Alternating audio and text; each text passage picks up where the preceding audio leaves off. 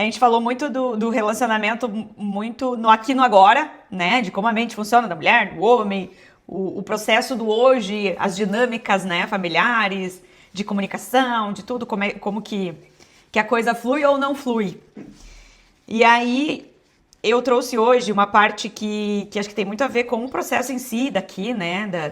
Do processo de autoconhecimento, de transformação, de reprogramação, que é entender como os nossos traumas, como a nossa infância, influenciam nos nossos relacionamentos hoje. Né? Entender que tem uma base, entender os porquês, e aí a gente entende os nossos porquês e entende do outro também.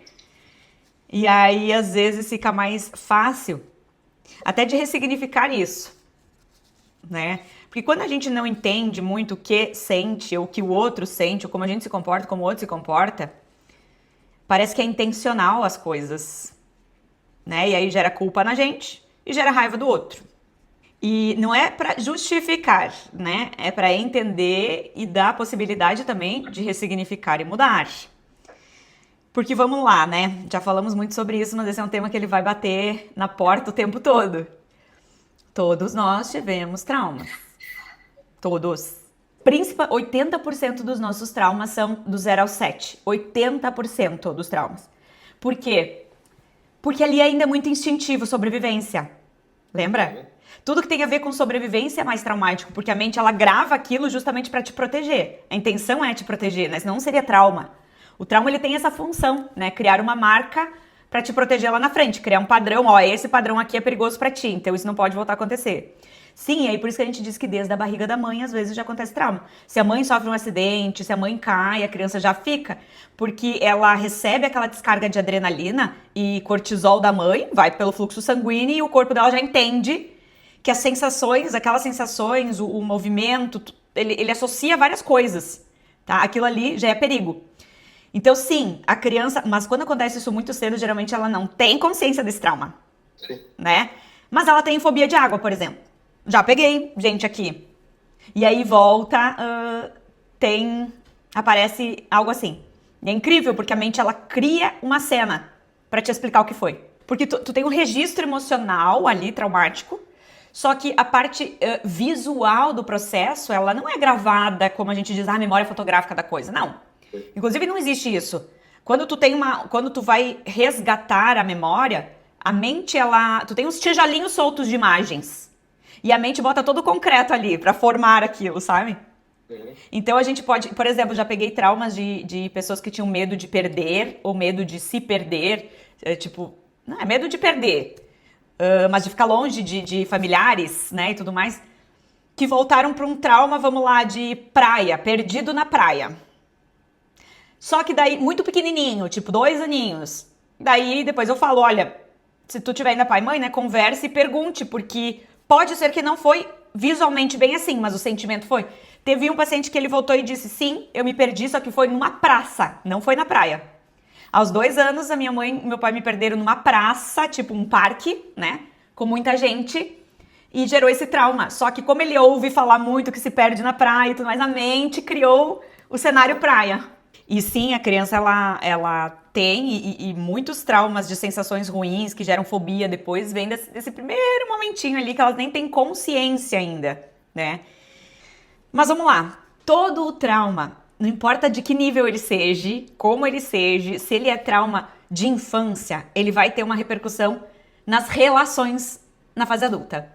E aí quando eu digo relações, é todas as relações, né? Mas como a gente está focando mais em relacionamento, eu vou trazer mais a questão relacionamento hoje. E aí eu vou pegar alguns traumas, que são aqueles traumas que às vezes a gente nem acha que é trauma, mas é trauma, tá? Que são os que a gente viveu todos eles em algum nível, alguns mais, alguns menos, mas quanto maior o nível, mais aquilo repercute na vida. Então, por exemplo, crianças que cresceram se sentindo invisíveis, não vistas, tá? Quando isso acontece? Às vezes quando é uma família que tem muitos filhos, aí tem, muitas vezes o filho mais velho, a filha mais velha acaba sendo a mãe ou a babá dos outros, né? Ou quando tem um desses filhos demanda mais cuidado, vamos lá, o filho tem algum probleminha de saúde, algo assim, os outros meio que ficam porque o foco é naquele. Ali foi pequenininho, né? Mas tem coisas que é grande. Eu vejo aqui, trato pessoas hoje, principalmente as mulheres que foram filhas mais velhas, que elas não tiveram infância. Elas não foram crianças. Elas foram mini adultas, que tiveram que cuidar dos seus irmãos, limpar a casa, foram faxineira, foram babá, foram tudo, menos criança. Então essa criança que não é vista, e aí ela tenta ser vista, né? Como? Sendo perfeita. Né? Ela tenta fazer tudo perfeito. Ela tenta cuidar bem dos irmãos, ela tenta cuidar bem da casa, ela tenta tirar notas boas na escola. Ela tenta provar que ela merece atenção, que ela merece ser vista. E isso gera um padrão que lá na frente, esses adultos, essa criança, quando cresce, ela entende que, esse adulto, né? Entende que o amor é algo caro. Entende? Não é simples ser amado, não é simples ser vista, não é natural. Tu tem que se dedicar bastante pra isso. Tu tem que ser bom demais pra merecer esse amor, pra merecer ser visto, pra merecer ser cuidado, ter atenção. Não, então se tornam aqueles adultos, tanto homem quanto mulher, que vão aceitar migalhas, porque as migalhas já é muito. Então vai se dedicar demais, vai fazer tudo pelo outro, vai até se permitir, às vezes, se anular dentro de uma relação, perder até a sua própria identidade, do tipo, eu não posso ser eu tenho que ser quem ela quer que eu seja. Eu tenho que ser quem ele quer que eu seja. Fazer o que ele espera, fazer o que ela espera. Tentar sempre ser melhor, dar mais, ajudar mais, cuidar mais, fazer mais. E parece que nunca eu faço o suficiente. Mas, óbvio que para a pessoa que está ali do teu lado, ela te conheceu fazendo mais. Então, quanto mais tu faz para ela, isso se torna algo natural e daqui a pouco vai ser normal. E quando é normal, ela não vê mais. Quando é normal, não é nada que ela tenha que te agradecer, nada que ela tenha que se orgulhar, nada que ela tenha que, entendeu? Passou a ser normal para ela. Então é meio que o básico. Só que você já tá num esforço muito grande. Porque você aprendeu desde pequeno que precisava se esforçar demais para ser visto, né? E ali vocês vão ver como todos os padrões eles podem se encaixar naquele lugarzinho de dependência emocional em algum nível. Porque isso é também, né? É o esforço que eu tenho, que eu dou para me sentir visto, para que alguém me admire, me olhe, me valorize quem eu sou. A pessoa ela perde um pouco a clareza entre o dar e receber. Porque como ela se sente, ela sente que ela nunca recebeu, que ela sempre precisou dar muito para receber pouco. Então ela fica com esse padrão. Até que ela começa a compreender que ela está dando demais e recebendo pouco. Que ela merece mais. Porque ali entra de novo, não tem a ver com o outro. Percebe como tem a ver com a gente? Não tem a ver com o outro, tem a ver com a gente. Quando eu percebo, opa, eu tô sendo barata demais para eles? Ou eu tô sendo barato demais para ela? Porque aí, como eu disse, são coisas que são relacionais. Vai aparecer em outro tipo de relacionamento também, às vezes com um amigo, às vezes no trabalho, mas a gente tá focando aqui em relacionamento afetivo. Então, opa, deixa eu enxergar o meu valor? Então, nossa, eu tô sendo barato demais, porque na verdade o meu valor é enorme. Eu não tô sendo reconhecido, mas quando as pessoas vão começar a reconhecer esse valor? Quando você reconhecer. Só quando você reconhecer. O quanto você vale. E aí, quando você reconhecer o quanto você vale, você vai parar de ser barato demais. Você vai começar a se tornar mais caro. A bolsa de valores ela vai dar uma virada. E aí o que acontece? Aí o outro vai começar a enxergar. Aí o outro vai começar a vir atrás. O outro vai começar a te ver. Aí ele vai começar a te ver. Porque é do ser humano, lembra? Ah, só vejo quando falta? Só vejo quando não tem? Só vejo quando não tá ali? Que são essas pessoas e aí que se sentiram não amados, tá? Porque quando tu não se sente visto, lembra, a criança associa tudo a amor, não amor, amor é não amor. E aí quando eu levo na regressão, eu mostro pra pessoa que, na verdade, esse pai e essa mãe, eles sempre admiraram ela, né? Porque ela foi a filha que menos deu trabalho, ela foi a mais independente, ela foi a mais forte. Então, na verdade, eles erraram por não ter dado carinho, atenção e ter essa conversa. De tipo, filho, os outros demandam mais trabalho. Mas de forma alguma isso significa que a gente ama mais eles, né? Porque aquela coisa, a gente ama os filhos de forma igual. Só que cada um demanda um tipo de atenção diferente. Um tipo de trabalho diferente. E é normal, às vezes tu tenha conexão com um, porque vocês gostam das mesmas coisas, ou um que seja mais parceiro do pai, uma que seja mais parceiro da mãe. É normal. Não significa que ama mais ou ama menos. E pra eles é importante ouvir isso. Porque pra eles ainda é me ama, não me ama mais ou me ama menos.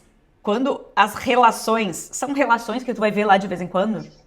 Ah, quando é com pai, quando é com mãe, quando é com irmão. Isso. Mas quando tu tá falando de casamento, o que acontece com a pessoa, como ela está e como ela age, vai te afetar. Te afeta direto, direto.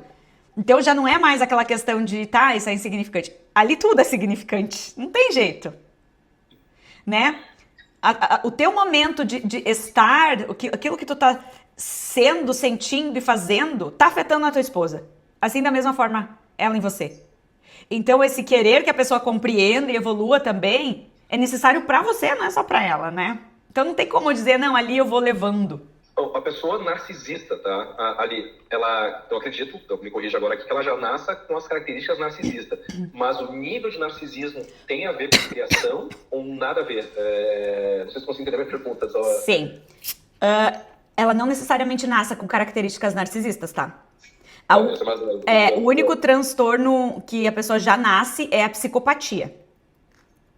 O resto, ele é despertado, digamos assim. Existe um gene do narcisismo lá. E de acordo com a vida que essa criança vai ter, é que esse gene vai ser despertado ou não. Porque ele tem um traço genético também, assim como a bipolaridade e tudo mais. Mas precisa ter algo externo para despertar. Não desperta sozinho. Então, pode acontecer de duas formas o narcisismo, tá? Ou uma super proteção, literalmente, onde essa criança foi tratada de forma extremamente mimada, onde os pais deixaram ela mandar nos pais. Ó, vai ter uma geração de narcisista daqui pra frente, vocês vão ver. Aqueles filhos que mandam no pai, na mãe, e que a mãe protege demais, e esconde as coisas do pai, e sabe? Filho mais novo de 3 irmãs. 3 irmãs e um filho mais novo. Então, pode se tornar narcisista grandioso. Esse é narcisista grandioso, que é quando o ego é grande mesmo. Que ele tem uma autoestima assim, sabe?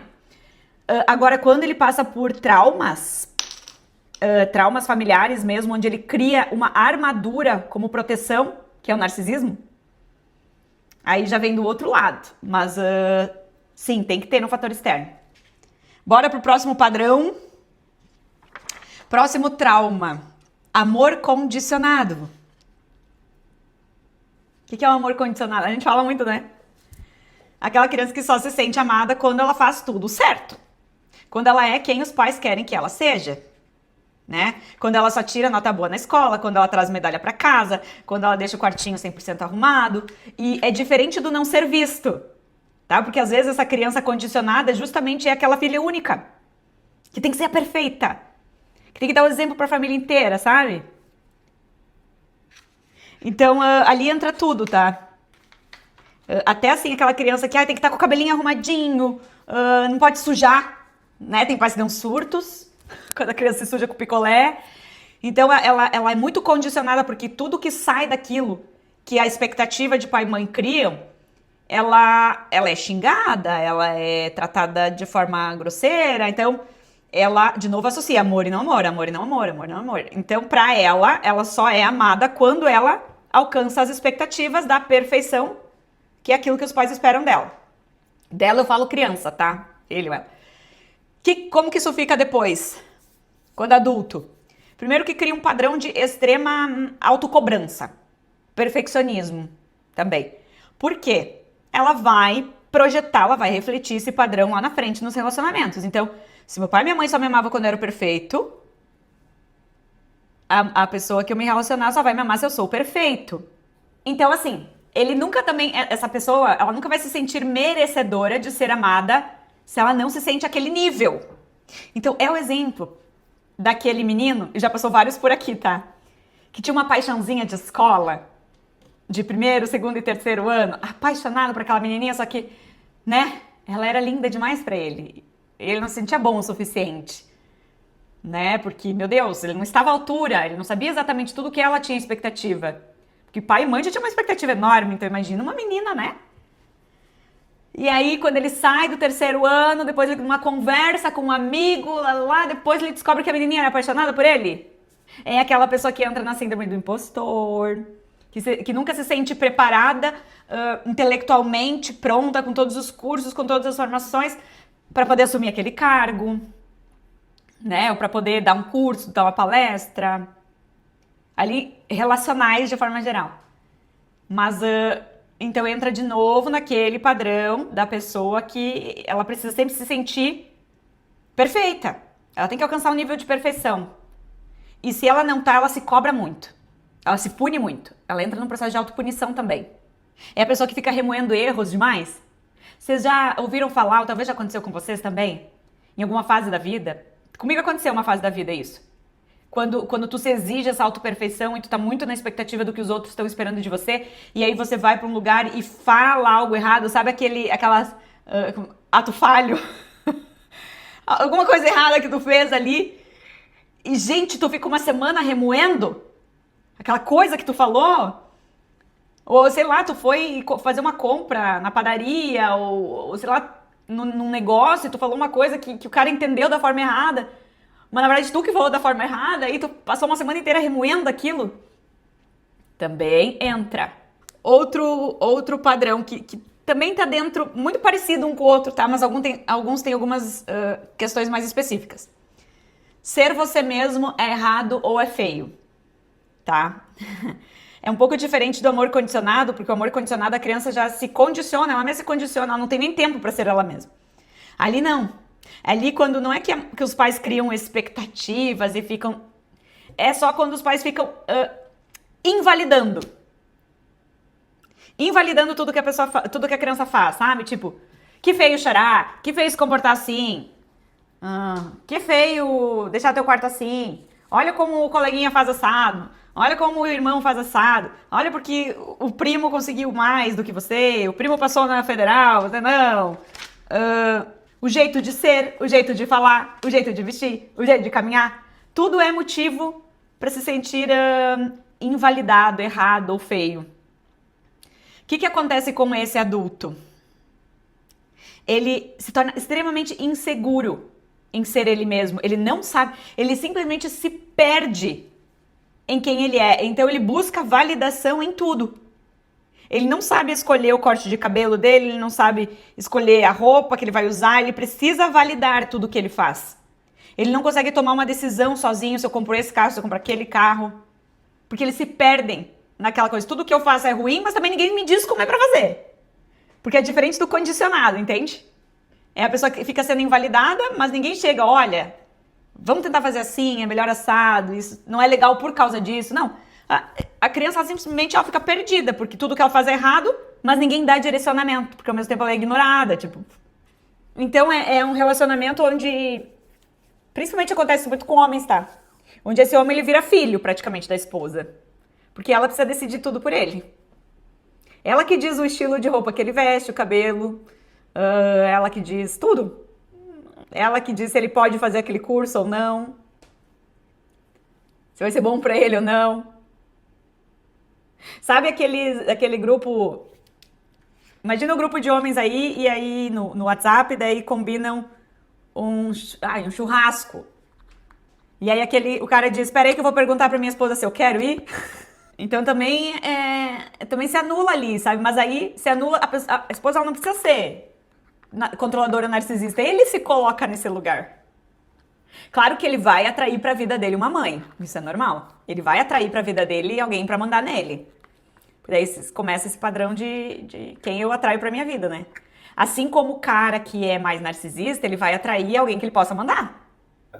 E aí pra te ver como isso afeta também na vida profissional, porque é uma pessoa que tem muito conhecimento, assim, capacidade, mas não vai pra frente, porque é inseguro demais. Inseguro pra mudar de emprego, porque ela decide se ele muda, se ele não muda, assim. Mas, ó, não vamos confundir também aquela coisa assim, ó.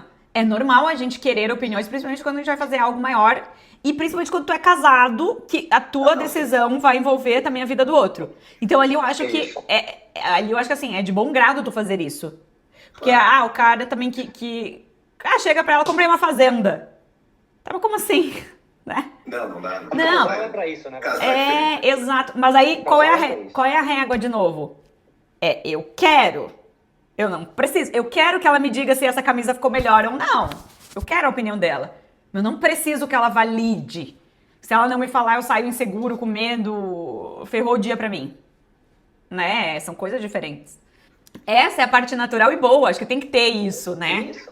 Muito diferente daquele outro processo, né? Próximo padrão.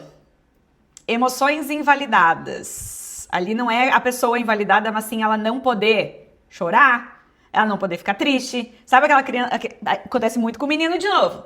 Feio, menino chorar, né? Feio fazer escândalo, feio ficar triste, feio ficar emburrado. Mas agora, aqueles pais que literalmente invalidaram em todos os sentidos.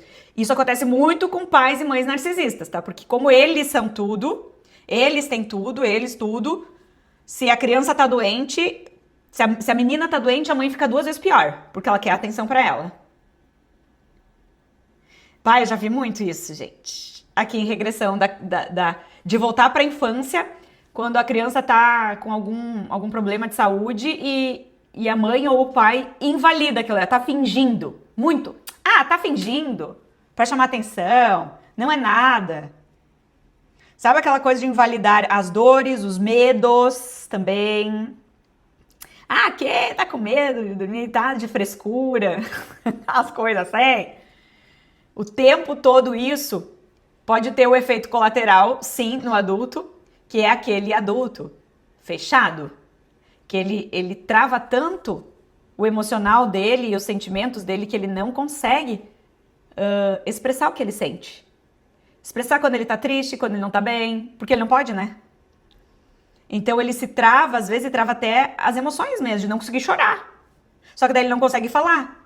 Ele não consegue expor o que ele tá sentindo, se ele tá indignado, se ele tá com raiva, E é aquela pessoa que entra muito se fecha. Quando tem algum problema, a pessoa se fecha. Ela se fecha por dias, ela não consegue sentar e ter uma conversa e dizer o que tá acontecendo. É como se vestisse aquela armadura de novo. E isso prejudica muito nos relacionamentos a conexão. Não conecta. Porque a gente conecta quando a gente consegue olhar no olho, falar o que tá sentindo. Quando a gente se fecha, a gente desconecta. É como se tu dissesse, daqui, nesta barreira aqui, ninguém entra. Ninguém toca. E por mais que às vezes quem tá do lado até tenta, e aí, tá tudo bem, não consegue. Porque tu repele. Tu repele qualquer coisa. Na mulher isso causa dificuldade no sentido sexual, tá? Muito. Porque ela entra nesse processo de rigidez, ela não pode demonstrar emoções, nem boas nem ruins. Então ela fica meio morna, né? E aí ela se trava em vários sentidos. Já no homem é muito mais essa coisa de demonstrar carinho, demonstrar amor, dizer eu te amo, abraçar. Sentar assistir um filme junto e se permitir chorar. Não, engolindo seco, o que sai depois todo dolorido, pescoço, porque não posso. Só que no relacionamento, essa dificuldade de conexão acontece. No homem, mais pelo emocional em si, na mulher, mais pelo sexual. Claro que a mulher se fecha também, mas o efeito colateral para ela bate muito nessa questão sexual. Tem homens que têm esse padrão, tá? Nos relacionamentos, por exemplo, não casou ainda, tá namorando. Começou a ficar. Quando começou a ter que discutir relação, termina. Termina porque não consegue. Já vi isso. O homem termina a relação porque agora entrou num lugar que eu já não consigo mais. Que mais? Às vezes eles passam como frios, né? Às vezes essas pessoas passam como pessoas frias emocionalmente.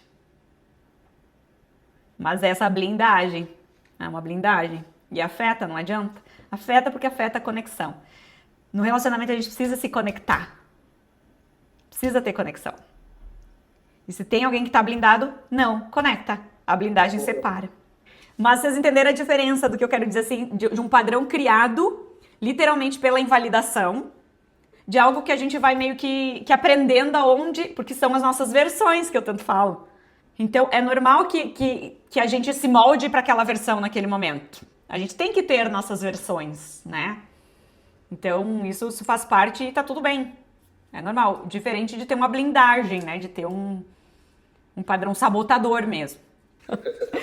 Mas olha, assim como eu falo, eu tô trazendo aqui quando isso se torna muito polarizado, tá, gente? Porque sim, precisa, tu é o exemplo de homem e de pai do teu filho. Então, óbvio, tu não quer criar um filho fraco, né? Aquela coisa de frágil, de nhenhenhé, porque isso não pode mesmo, né? Eles têm que ter resiliência, eles têm que aprender a se virar, até porque ele não pode estar com 18 anos depois e qualquer coisa correr, pai, me ajuda, porque, né? Não, tu quer criar um homem que voe depois, né? Que seja independente. Então, tá certo, esses momentos, às vezes, tem que pegar mais pesado. Isso também tem que acontecer. Mas é desafiador, gente, vou dizer. Por isso que a gente tá... O mundo vai pra menos filhos cada vez mais, né? Mais cachorro do que filho. E vou te dizer, parabéns pra quem entendeu que não consegue ser pai ou mãe. Né? Porque acho que isso é uma evolução também. Que tem muita gente que... missão, né? Que tem muita gente que se tornou pai ou mãe por obrigação. Porque é o status quo, né? Ou a família, ou isso, ou aquilo. Ou por irresponsabilidade também, né? Que é o que mais tem, na verdade. Parece que quando menos condições de educar e de cuidar, mais filho tem, né? Temos ainda na próxima pra falar alguns padrões, tá? Que agora vem os mais fortes quase, né? Primeiro, crescer com medo de perder, né? Aquela violência doméstica onde o pai ameaça a mãe ameaça se matar. Tem muito disso. Outro, crescer com culpas, sacrifício pela família, aquela criança que se sentiu culpada de ter nascido, porque veio de uma gravidez não desejada, porque os pais daí culpam pelas frustrações, né? Porque se eu tô aqui numa merda porque eu tive filho, aquela coisa. São padrões, tá? Negligências, abusos físicos e aquela criança negligenciada mesmo, que passou frio, passou fome. Tem as que cresceram, que passaram por abuso sexual ou infância hipersexualizada, que tem isso também, tá? Elas não sofreram abuso, mas viveram em ambientes com questões sexuais muito abertas, assim. Sabe aquela... Acontece isso, já peguei mãe solteira que traz todo dia um pra casa, criança que viu, que assistiu, porque tava chapada, tava bêbada. Ixi! Esses são os padrões que a gente vai falar ainda na outra. E depois a gente vai falar das 5 feridas emocionais, porque ali a gente tá falando dos traumas. Né? São traumas, tipo, negligência é um tipo de trauma, abuso é um tipo de trauma. E depois vem as feridas. Que aí é, tipo, a ferida da rejeição, a ferida da humilhação, a ferida da traição, a ferida da injustiça. E cada uma dessas feridas também geram comportamentos e questões problemáticas nos relacionamentos. E ali que eu falei que vai ser legal, porque quando a gente fala das feridas, tem um padrão de transtorno de personalidade que cada uma gera. Por exemplo, a ferida da traição, ela gera muitos adultos com transtorno de personalidade narcisista. A ferida da humilhação gera muito transtorno de personalidade histriônica. A ferida do abandono gera muito transtorno de personalidade dependente. Então ali a gente vai falar um pouco disso também, porque isso também interfere muito dentro dos relacionamentos. Mais uma aula para isso, gente.